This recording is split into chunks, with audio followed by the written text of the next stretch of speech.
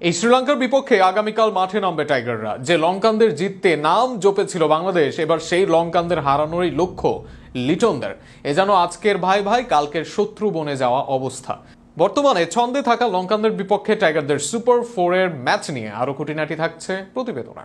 বাংলাদেশ এবং শ্রীলঙ্কা বরাবরই ছিল দা কুমড়োর সম্পর্ক। সেই সম্পর্কটাই যেন চলে এসেছিল ভাইয়ে ভাইয়ের সম্পর্কের মতো। কেননা শ্রীলঙ্কার জয়ের উপর নির্ভর করেছিল বাংলাদেশের ভাগ্য। তবে সেই ভাগ্যই এখন আরেক নির্মম পরিহাসের গল্প লিখছে। কেননা আজকের ভাই বলা শ্রীলঙ্কার বিপক্ষেই আগামীকাল মুখোমুখি হচ্ছে বাংলাদেশ।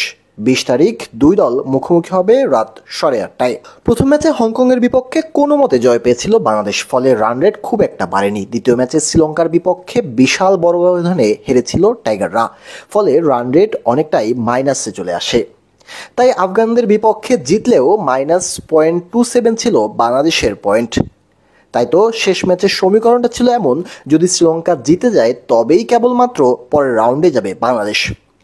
একে তো উঠল সুপার 4-এ, তার সঙ্গে এলো নতুন সুখবর। আইসিসির কাছ থেকে এবার মন ভালো করার মতো সংবাদ পেল বাংলাদেশ ক্রিকেট দল। বিপরীতে ডাবল চিন্তার ভাঁজ রাশিদ খানদের কপালে, তাদের হাঁটিয়ে বড় প্রমোশন পেল লিটন বাহিনী সুপার 4-এর আগে, যেটি দিবে বাড়তি অনুপ্রেরণা। বাংলাদেশের পাওয়া এমন সুখবর নিয়ে বাকিটা জানবো রিপোর্ট।